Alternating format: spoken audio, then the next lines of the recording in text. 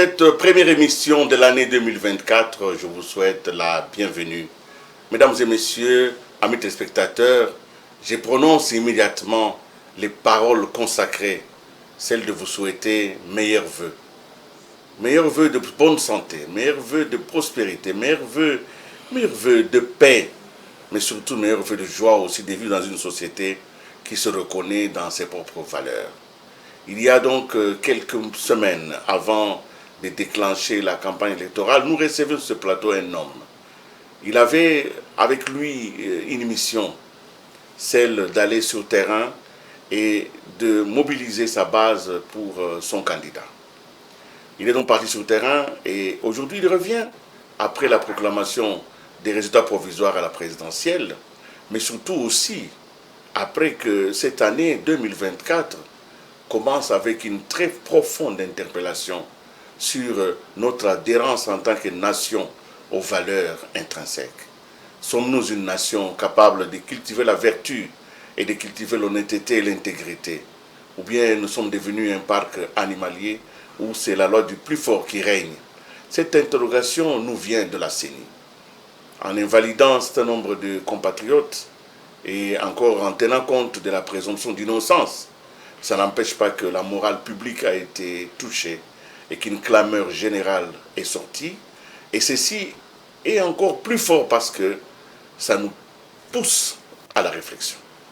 Alors que je voulais réinviter celui-là qui est avec moi pour pouvoir savourer avec lui, parce qu'il veut fêter la victoire de son candidat, mais en même temps j'appelle à sa sagesse, parce que c'est un homme d'un certain âge, qui en a vu déjà couler sous les ponts, qui connaît tout petit peu, qui a été dans la fonction, qui a été dans le pouvoir et qui est encore au pouvoir de ses idées. Cet homme-là, nous allons essayer avec lui de discuter de la nature de ce que nous vivons aujourd'hui. Une société doit s'interroger sur l'expérience qu'elle vit pour en tirer les leçons et tirer en tout cas les perspectives. J'ai donc été long en l'introduction parce que je voulais annoncer un homme. C'est M. Albert Mpeti, que je salue. Bonsoir. Bonsoir. Vous êtes le président du mouvement humaniste et d'éveil de conscience. C'est un mouvement, pas un parti politique. Vous avez été par le passé, et nous l'avons déjà dit plusieurs fois, mais pour ceux qui nous suivent pour la première fois, vous avez été depuis 1990 déjà à l'époque de la conférence nationale, représentant du PDC en Europe, au Benelux. Vous êtes revenu ici, vous avez donc milité avec Papa Iléo, et puis quelques temps après, on vous a retrouvé au MLC avec Jean-Pierre Bemba. Aujourd'hui, vous êtes président de ce parti, Mouvement humaniste et d'éveil des consciences. Combien ce nom-là évoque l'actualité d'aujourd'hui. Éveiller la conscience, c'est peut-être le plus grand chantier de notre nation. Vous avez soutenu Félix-Antoine Tshisekedi. Je crois que vous n'avez pas caché votre parti pris dans ce combat. Aujourd'hui, vous veniez pour pouvoir me parler un peu de cette expérience que les Congos viennent de vivre. Mais vous avez fait, avant d'arriver ici, une déclaration. Une forte déclaration au regard de ce que les Congos est en train de vivre. Mais avant qu'on arrive à la déclaration que nous allons évoquer comme plat de résistance de notre émission, j'aimerais d'abord vous donner la parole, puisque pour vous souhaiter à vous aussi mes vœux les meilleurs pour cette année 2024 et me réjouir de savoir que vous êtes un homme de terrain, un homme de la ferme, un homme qui connaît les ports et qui connaît les transports. Vous avez la parole. Eh bien, d'abord pour les vœux, Merci. de tout cœur. Merci. Je vous les réciproque, Merci. pas seulement à vous, mais votre famille Oui, et merci. à votre équipe, bien entendu. Merci. Vous avez parlé de la clameur populaire.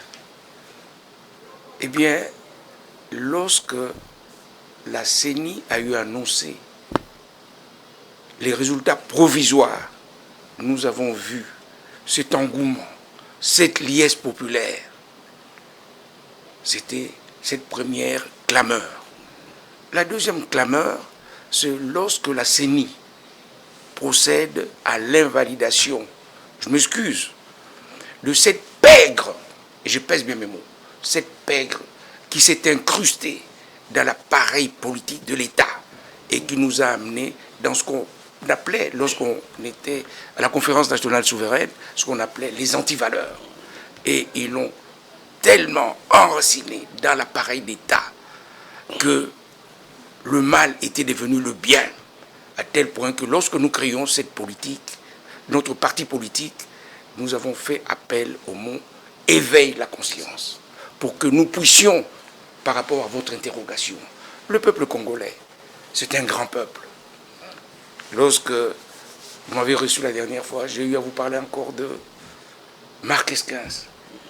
Marc Esquins, qui est mon mentor politique, il me disait tout le temps, surtout à la fin, lorsqu'il a quitté la politique active, il me disait, mais le peuple congolais, vous êtes un grand peuple. Venez pas toujours nous demander le pouvoir, ce que nous devons faire. Mais lorsqu'on vous observe, vous êtes capable d'avoir beaucoup d'imagination, de réaliser des grandes choses, mais par moments, vous vous perdez. Eh bien, aujourd'hui, je pense que c'est un moment historique. C'est un moment historique, pourquoi? Parce qu'avec ce que vient de faire le président de la CENI, c'est l'éveil de la conscience. Il éveille la conscience. Et le peuple congolais, que d'une manière générale, nous les politiques, nous avons tendance à déconsidérer, mais nous a donné la leçon. La première leçon, je reviens encore à la première clameur, c'est en votant massivement l'actuel président de la République. Eh bien, la deuxième clameur, c'est lorsque on met ces malfrats au pilori. On savait tout ça, ça se faisait. Mais aujourd'hui, nos amis de la CENI ont fait preuve de patriotisme et de grand courage. Je peux imaginer les menaces et autre chose, mais ils se sont dit non, maintenant ça suffit. On ne peut pas continuer à berner cette population. On doit lui rendre sa liberté politique, la liberté de faire son véritable choix. Et c'est ainsi que nous avons eu à faire cette déclaration, appréciant ce que la CENI a eu à faire et en demandant aussi à ce que la justice pourchasse avec toute la rigueur de la loi, toute cette pègre de nos compatriotes qui se sont emparés de l'appareil de l'État. Voilà. Voilà, ça c'est la substance. Nous allons essayer d'examiner votre déclaration étape par étape, parce que vous avez dit beaucoup de choses, et parfois on peut se contenter simplement de nous arrêter à la dernière déclaration, alors que vous avez dit énormément de choses. Vous avez évoqué la question du courage, la question de la justice, la question de la dimension d'invalidation. Il y a beaucoup d'éléments que nous allons évoquer. Mais avant qu'on arrive à cela, rentrons à la première clameur de joie. Vous avez donc, vous choisi de soutenir Félix Antoine Tshisekedi Tshilombo pour son deuxième mandat, et vous êtes même allé sur le terrain. Alors je me demande quand même comment vous vivez cela, comment vous avez vécu cette élection du président de la République, parce que lui, de manière ou d'une autre, il n'était pas seul, il y avait beaucoup de candidats, et vous êtes d'une aire géographique qui n'est pas la même aire géographique que le président. On ne peut pas dire que c'était aussi donné, aussi facile. Le Grand Bandundu, ça reste quand même la Gaule de ce pays. Ça reste quand même des hommes déterminés qui ne sont pas forcément faciles à convaincre. Vous êtes allé jusqu'à Inongo. Racontez-nous comment ça s'est passé. Bien, peut-être que je voudrais apporter une petite nuance. Je vous en prie. Il est vrai qu'on est dans le Grand Bandundu, oui, mais dans le Mai-Ndombe, nous avons notre spécificité. Et c'est important de le dire. Oui. Je pense que, d'abord, le Mai-Ndombe, ce n'est pas n'importe quelle province. Du temps de la colonie, nous étions déjà une propriété privée de la couronne. Et deuxièmement, dans le combat, on ne le dit pas assez, dans le combat pour recouvrer notre liberté politique, nous avons eu Paul Maurice, un des compagnons de Lumumba. Il est de Mai-Ndombe. Il est de Mai-Ndombe. Donc, le Mai-Ndombe a une histoire dans ce pays. Et cette spécificité fait que, dans les moments forts, j'aurais pu rester ici, mener la campagne. J'ai dit non, Et j'avais promis au chef de l'État que j'allais me rendre sur le terrain pour mobiliser. Et je lui avais dit, lorsqu'il atterrit, je lui ai dit, ici, mon président, le Maïndombe, je voudrais qu'on fasse mieux que Kabea Kamwanga. Il a éclaté de rire. Il ne s'attendait pas à cela. Donc, vous l'avez vu, vous l'avez reçu à Inongo, lorsqu'il atterrit, je suis là. Et j'ai mobilisé. Pas seulement, bon, d'abord pour revenir sur Kabea Kamwanga, il éclate de rire. J'ai dit, oui, nous allons faire. Et quand on regarde les résultats aujourd'hui, nous ne sommes pas loin de Kabea Kamwanga. Donc, le Maïndombe a pesé dans cette élection. Maintenant, comment ça s'est passé? Je dois avouer que j'ai bénéficié de certaines facilités. Je suis enfant de chefs coutumiers. Ouais. Grande famille de chefs coutumiers. Chez les Ntombenzale. Et nous sommes parmi les familles qui règnent là. Les Ntombenzale. Les Ntombenzale. C'est beau ça. Alors, on voit déjà là-bas avec tous les chefs coutumiers. Là en rouge. Oui, là, en rouge. Là, ce sont les reines. Ah, les reines de la cour. De la cour, oui. Alors, tenez absolument ce qu'on fait. Et vous verrez que j'ai un petit balai. Et le balai que j'ai, c'est un symbole de chefferie. Oui. Et lorsqu'on a eu à me confier ce balai, on m'a dit, lorsque vous êtes ici, lorsque vous vous promenez, on doit vous reconnaître comme étant. Comme étant d'ici. Oui.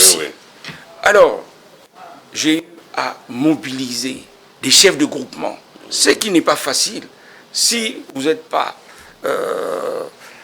de ce sang-là, c'est très difficile de mobiliser. Et je leur ai dit, je leur ai parlé. Je leur ai dit simplement un langage très simple. Dans ce pays, nous ne voulons que ceux qui dirigent ce pays soient les nôtres. Vous, vous êtes des chefs coutumiers. Est-ce que vous pouvez accepter que quelqu'un qui n'est pas dans votre groupement vienne ici et devienne chef coutumier? Un langage très simple. Et ils ont immédiatement compris. C'est ainsi que nous avons adhéré massivement, et la population. Et, comment dirais-je, les chefs coutumiers, ce sont des influenceurs. Ce sont des personnalités qui peuvent parler à leur population et lancent des mots d'ordre. Et nous avons réussi au Maïndombe. Voilà. Je pense avoir contribué. Je n'étais certainement pas le seul. Mais j'étais parmi les gens. Parce que vous êtes un sage et que vous êtes avec les chefs coutumiers, mais on vous reproche, vous les hommes politiques, que d'avoir été en train de... Vous avez réactivé le tribalisme. Qu'à l'origine, maintenant aujourd'hui, le Congo est en train de vivre une période extrêmement grave d'intolérance tribale parce que les hommes politiques sont venus réclamer les leurs. Comment vous faites, vous êtes quand même quelqu'un qui avait fait des hautes études en Europe, vous connaissez autant le champagne, le vin, que les loups locales. Donc vous nagez dans les deux cultures. Absolument. Comment vous faites alors pour que votre présence dans la chefferie n'ait pas été perçue comme étant une activation du tribalisme? Pour moi, c'est une question. Je balaye cette notion que certains politiques, en mal de positionnement, et je le dis bien, en mal de positionnement, essayent tout le temps de susciter.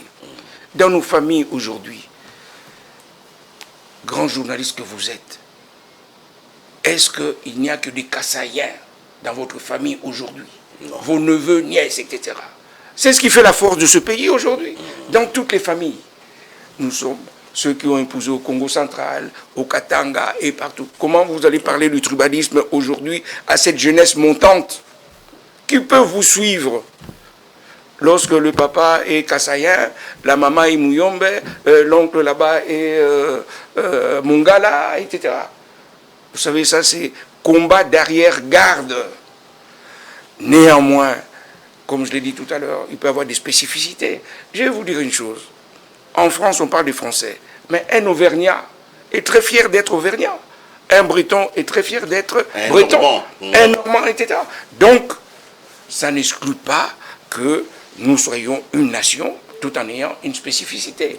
Mais aujourd'hui, pour moi, ce sont des combats d'arrière-garde parce que la jeunesse d'aujourd'hui, regardez cette belle race que nous avons aujourd'hui, cette jeunesse, des belles filles, des beaux garçons, c'est ce mélange qu'il y a eu entre les ethnies. Donc aujourd'hui, allez un peu peut demander aux jeunes gens aujourd'hui, ah, je mobilise sur une base. Ben non, peut-être dans l'arrière-pays et encore. Mais dans les grands centres urbains comme ici, c'est impossible. Alors, évidemment, nous restons un peu à Inongo. J'aimerais quand même, pour ne fût-ce que pour nos téléspectateurs, pourquoi est-ce que le Maïndombe avait été, à l'époque, avec ses statuts de propriété personnelle ou de la couronne? C'était quoi? Quelle est l'histoire derrière ça? Bien, écoutez, j'ai eu à approcher, lors de mon long séjour en Belgique, la famille royale. Il y a des secrets. Le roi Léopold II n'était jamais venu au Congo. Cependant, il envoyait il n'y avait pas seulement Stanley, quand il venait, il n'était pas seul. Il y avait des spécialistes, des médecins, des géologues, etc. Lorsqu'on lui fait le rapport, il dit, oh, ce coin-là, le Maïndombe, non, compte tenu de tout ce qu'il y a ici, c'est à moi. C'est la propriété de la couronne privée. Ah, donc il y a la propriété de la Belgique, mais nous avons un statut à part. Mais qu'est-ce qu'il y a au Maïndombe, justement? Qu'est-ce que le roi Léopold a vu là-bas? Mais vous savez, tous ces produits rares, l'uranium, le coltan, etc., le cuivre, le fer, tout y est concentré. D'abord, la spécificité de ce lac, quand vous le voyez, l'eau est toute noire. Mais quand vous prenez cette eau, vous mettez ça dans un verre, c'est blanc. Ça signifie qu'il y a... il y a beaucoup de fer, il y a beaucoup de... Il y a quand même des hydrocarbures. Absolument. Oui, parce que l'eau ne peut pas devenir noire comme ça. Absolument. S'il n'y a pas d'hydrocarbures. La forêt, tourbière, la grande partie de cette tourbière. Là, le poumon qui part vers l'équateur, c'est le Maïndombe. Donc, le Maïndombe est une richesse encore inexploitée de la République. Et la République devra compter sur le Maïndombe. Évidemment, nous ne pouvons qu'attendre que le processus lui-même arrive jusqu'au bout. Mais en attendant, je reviens donc à la question qui nous concerne, la question des valeurs. Alors, dans votre déclaration, je vais d'abord, nous allons lire 2-3 chapitres, 2-3 paragraphes, et vous commentez. Vous dites, et c'est ça pourquoi vous dites, le mouvement humaniste et d'éveil de la conscience note avec satisfaction le courage politique et la bravoure patriotique de la CENI. Pourquoi vous pensez que ce que la CENI a fait relève du courage et de la bravoure? Mais lors de ce cycle électoral, il y en avait eu d'autres. Souvenez-vous, M. Kalingai, lors des autres cycles électoraux, le résultat de la présidentielle était même annoncé dans des chars. La ville de Kinshasa était en état de siège. On coupait l'Internet. Mais cette fois-ci, on n'a pas vécu ça. Donc, il y a des avancées. C'est une œuvre humaine. C'est jamais parfait. Mais par rapport à ce que nous avons connu, il faut être quand même honnête intellectuellement pour reconnaître, oui, il y a eu des avancées significatives. C'est ce que nous avons connu. On n'a pas connu de troubles, on n'a pas arrêté l'Internet, on était traumatisés. Non, on n'a pas connu cela. Mais le fait maintenant, je vous en prie, d'invalider, c'est une innovation, une grande innovation. Il fallait le faire, mais il fallait avoir aussi, comme disent les Français, il fallait avoir du cran, il fallait avoir de l'audace. Ce courage-là n'est pas donné à tout le monde. Mais l'équipe actuelle de la CENI a eu à réaliser cela. Donc, nous devons quand même reconnaître que là aussi, c'est un pas positif. Et surtout, cette gangrène, cette pègre qui s'est incrustée, qui s'est emparée de l'appareil de l'État, s'est mise à nu. Alors, pendant des décennies, ces gens nous faisaient croire qu'ils gagnaient les élections, alors qu'ils ne les gagnaient pas. Alors, le puriste disent que à partir du moment où il y a eu cette contamination du processus par ce que vous appelez les membres de la pègre, pourquoi ne pas annuler tous les processus? Mais moi, je vais vous poser une question. Si dans la classe, on était tous dans l'école primaire, quand il y a un ou deux qui trichent, est-ce qu'on doit sanctionner tout le monde? On sanctionne ceux qui ont triché. Ceux qui ont triché. Et puis, bon, les autres cycles électoraux, on devait aller quémander de l'argent auprès de nos partenaires, soi-disant. Mais cette fois-ci, il y a eu quand même un effort aussi qui a été fait. Une question quand même Ça me revient, hein, parce que je sais par ailleurs que quand je vous ai reçu la fois passée, vous avez dit que votre regroupement politique, avec comme parrain M. Guilain Nyembo, ne faisait pas partie de l'Union sacrée. Est-ce que vous confirmez cela ou bien c'était... Non, nous étions une structure autonome. Autonome. Nous avons comme parrain Nyembo, Guilain, et nous avons comme autorité morale, et nous en sommes fiers. Le président lui-même.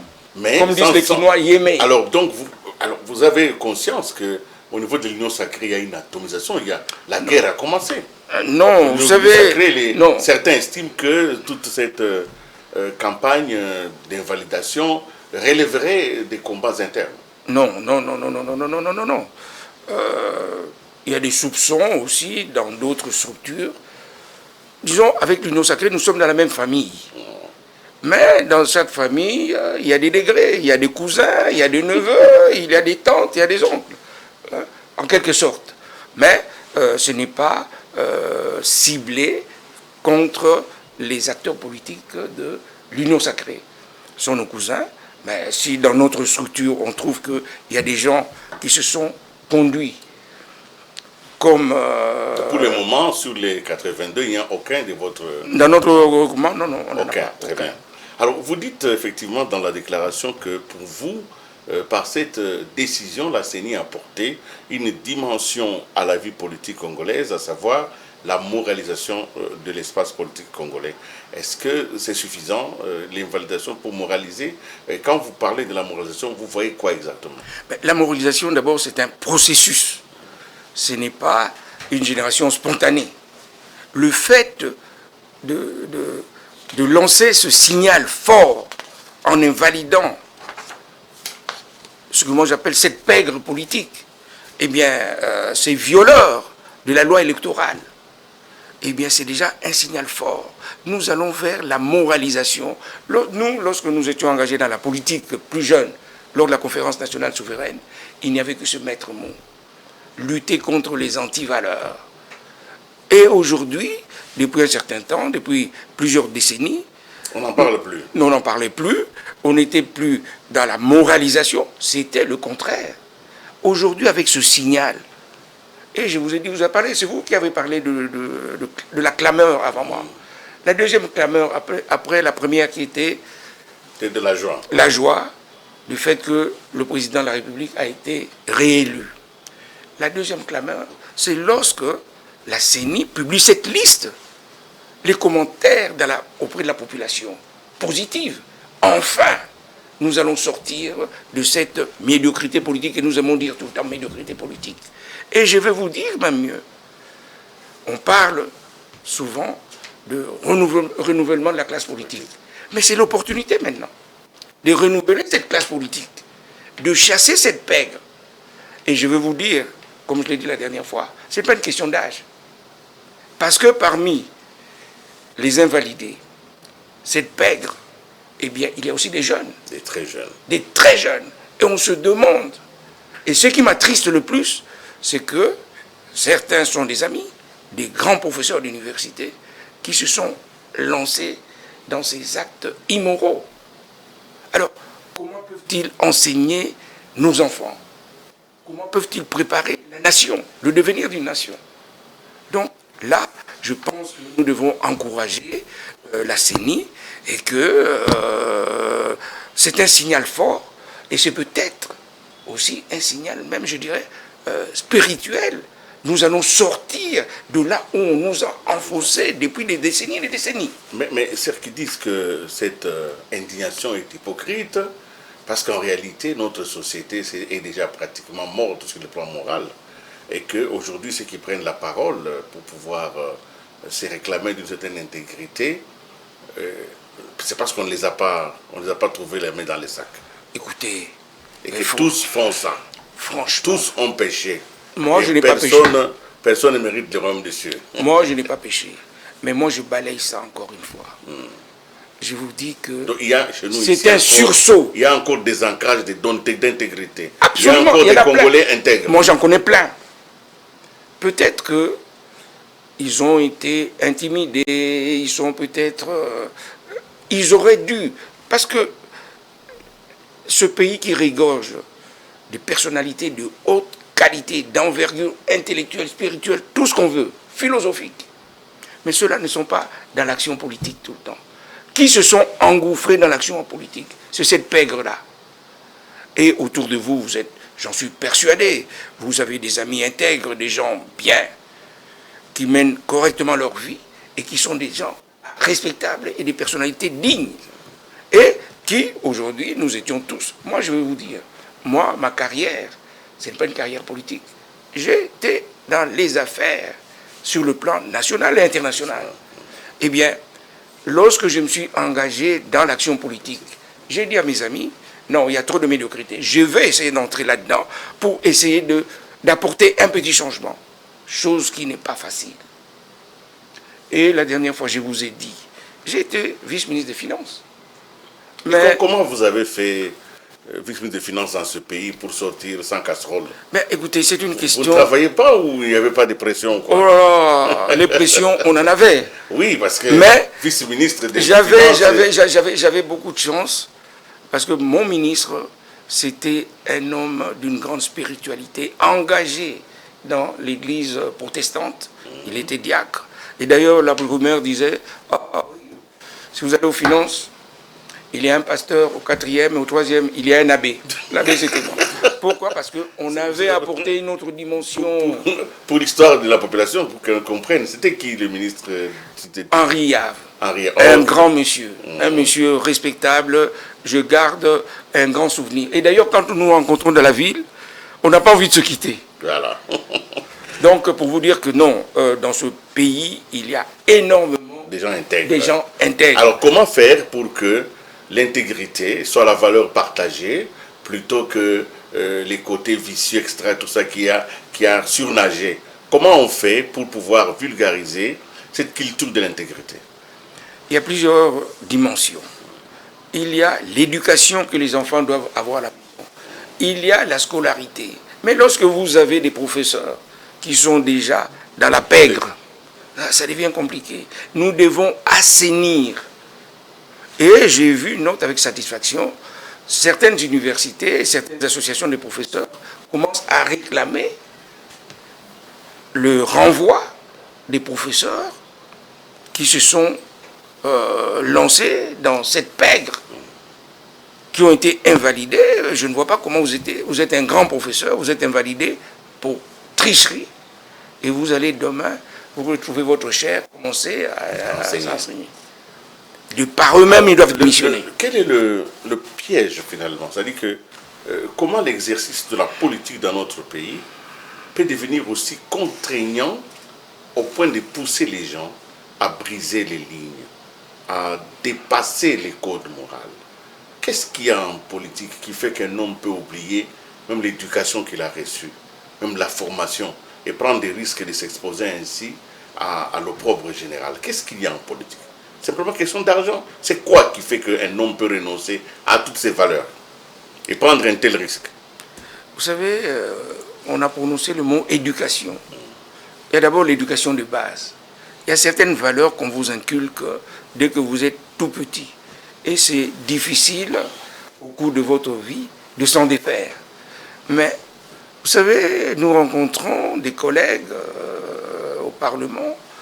Vous pensez que vous avez les mêmes visions, la même éducation? Non. Des voyous. Des voyous. On vous nomme. J'ai eu ça lorsque je quitte les finances. Le collègue qui vient me remplacer me dit « Ah ouais, bah ça la kandengenine ». Je dis « Pardon, je ne comprends pas ». « Kassiawa ». Je dis « Ah non, j'ai été voir le ministre qui était resté. » Là, vous paraissez comme un extraterrestre. Ah, j'étais un extraterrestre. Un extraterrestre. Et beaucoup d'amis m'ont dit, mais enfin, Albert, tourne ailleurs. Il faut qu'on l'y a. Il faut qu'on l'y a. Mais j'ai dit non. Moi, j'ai vécu en Europe. Le peu que j'ai, je vais travailler à les banques. Et j'ai travaillé avec les banques. Si j'ai besoin de sous, on va me prêter. Et ils m'ont prêté. Et je peux investir. Et je peux investir. Lorsque, et d'ailleurs, un grand banquier de renom de ce pays, Papa Kinduelo, que j'appelle affectueusement Papa Kinduelo, lorsqu'il était président de la BCDC, j'ai obtenu un crédit pour la villa que j'occupe. La maison, La maison, j'ai payé ça mensuellement. Et il peut en témoigner. Donc, on n'est pas aux affaires uniquement pour prendre l'argent de l'État, s'en servir. Mais cette position, déjà, vous donne des facilités auprès des instances bancaires. Vous êtes crédible. Vous êtes crédible. Donc vous pouvez donc entreprendre normalement. Voilà. Vous n'avez pas besoin de voler l'État. Mais alors, dites-moi un peu, nous avons tout à l'heure célébré avec vous votre joie d'avoir vu le président Tshisekedi revenir en poste pour un mandat de 5 ans. Mais malheureusement, c'est l'union sacrée, hein. C'est l'entourage. Comment le président de la République va faire face pour pouvoir maintenant mener les 5 années qui viennent sans que la pègre ne se récompose? Parce que vous savez, quand on n'a pas coupé la tête de la pègre, c'est compliqué. Elle peut se récomposer et reprendre les contrôles des instances. Aujourd'hui, c'est les élections. Demain, c'est le gouvernement. Après, c'est l'Assemblée nationale. Les entreprises publiques, les marchés publics, la corruption va peut-être continuer. Comment le président va faire pour que ce qui est aujourd'hui un signal devienne une politique publique? Comment il fait? Je suis honoré que vous me posiez cette question. D'abord, je ne suis pas le président de la République. Ça, c'est certain, mais vous êtes avec Mais je pense et je peux imaginer certaines choses.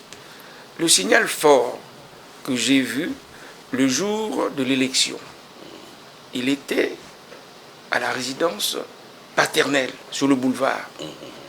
Et je crois que c'est un symbole. Il revient aux fondamentaux. Et quand j'ai vu ça, j'ai dit aux amis, ah, attention, vous voyez ce qui se passe là? À côté de la maman. À côté de la maman. Ce sont toutes ces valeurs. Ces valeurs-là, c'est ce que notre jeunesse, nous étions imprégnés avec la Conférence nationale souveraine. Tout a été dit, on n'a plus rien à inventer. Et si nous avons l'occasion d'être près de lui, eh bien nous le ferons revenir à toutes ces résolutions de la Conférence nationale souveraine. Et je suis persuadé qu'il le fera en suivant son éducation. Il a grandi là-dedans, dans cette Conférence nationale souveraine. Et s'il le fait, eh bien il sortira comme étant la Conférence nationale souveraine, qui avait une commission extraordinaire de l'époque, c'était la commission des biens mal acquis. Oui, absolument. La conférence souveraine qui était dans les assassinats et tout ça, qui avait tout dénoncé. Absolument. Voilà. Alors, donc, vous pensez que le mandat qui arrive pourrait être mis sous quel signe? Bien, moi, sous le signe d'optimisme d'abord, sous le signe de la jeunesse, sous le signe d'un grand Congo à tout point de vue, en ayant une armée forte, en ayant une administration solide et surtout en ayant des grands commis d'État. Et ces grands commis sont des gens intègres et il y en a plein dans notre pays. Il faut seulement les chercher. Il faut les chercher. Mais en même temps que cette joie est la vôtre, il y a aussi la troisième clameur, celle de l'opposition. Aujourd'hui, comment vous voyez se dérouler la législature avec une opposition qui n'a pas, en tout cas dans grande partie, reconnu ces résultats? Mais je dirais que l'opposition est dans son rôle. Il est dans son rôle. L'opposition ne peut pas dire autre chose que ce qu'elle dit aujourd'hui. Mais il y a quand même des évidences. Oui, mais il y a quand même... Certains ont reconnu, d'autres oui, non. Bon, d'accord, c'est pourquoi je voulais dire, quand on parle de l'opposition, ce n'est pas une entité abstraite, c'est des partis politiques de membres de l'opposition. Il y en a qui font l'opposition pour l'opposition, comme faisait un peu Georges Marchais à l'époque en France. Parti communiste. Tout est mauvais, tout est mauvais. Alors, il y a d'autres qui font l'opposition responsable, comme Mitterrand a eu à le faire, jusqu'à reconquérir le pouvoir. C'est un jeu démocratique. Aujourd'hui, vous êtes au pouvoir, comme demain, vous pouvez être dans l'opposition. Nous allons terminer, nous sommes allés très vite, hein, et pourtant, le temps nous imparti est en train d'aller vers sa fin. Alors, je voudrais vraiment ici faire appel aux sages que vous êtes. Vous êtes un homme qui avait vu des choses tout au long de votre carrière, d'abord en tant que spécialiste des finances, en tant que spécialiste maritime. On ne va pas revenir sur votre CV, sinon ça pourrait faire 1 kilomètre. Hein. Vous avez fait beaucoup de choses. Mais là, je voudrais que vous regardiez cette caméra. Vous allez vous adresser à la jeunesse. Cette jeunesse qui ambitionne de servir la nation. qui ambitionnent de s'engager en politique. Parce qu'il faut quand même qu'il y ait des hommes politiques pour que la nation soit bien gérée et conduite. Cette jeunesse aujourd'hui, que le destin à qui il se vient envoyer un signal fort, c'est lui de votre parti, d'éveil de la conscience. Vous allez leur parler, vous allez leur dire ce qu'il faut, qu'est-ce qu'il faut, comment ils doivent être désormais pour mériter de la nation. Je dirais à cette jeunesse d'abord, comme disait le pape Jean-Paul II, n'ayez pas peur. L'avenir vous appartient. Soyez maître de votre destin. Saisissez toutes les opportunités pour vous rendre responsable. Ne sombrez pas dans la facilité. La vie est un combat éternel. D'ailleurs, un adage Congo dit ceci. Lorsque une maman accouche, parle à son enfant, lui dit, je ne sais pas d'où tu viens. Sache que à partir d'aujourd'hui, jusqu'au jour où tu vas quitter ce monde, il n'y aura que difficultés. Mais c'est à toi à affronter ces difficultés. Aucune nation s'est construite sur la facilité. Toute nation se construit autour des valeurs. Et la valeur essentielle, qui est même biblique, c'est le travail. Donc, n'ayez pas peur, gardez espoir. L'avenir, c'est ici. Notre pays, ici, je pense que c'est ici qu'était le paradis terrestre. Ce pays, ici, du point de vue agricole, nous pouvons avoir 3 récoltes. Quel pays qui peut se targuer dans le monde avoir 3 récoltes par an? L'Ukraine, on ne savait même pas que c'était le grenier du monde. Mais aujourd'hui, dans l'agriculture, notre pays peut être une grande puissance agricole. Ne parlons même pas de tout ce qui est minier. Du côté intellectuel, il y a l'avenir pour vous. Aujourd'hui, l'informatique, tout ce qui est intelligence artificielle, lancez-vous dans ces défis. Parce que demain, le monde va être au gagnant. Et la jeunesse que vous êtes, soyez parmi les gagnants. Voilà le message que vous devez transmettre à notre jeunesse. Merci beaucoup, M. Albert Mpeti, président national du mouvement humaniste et d'éveil de la conscience.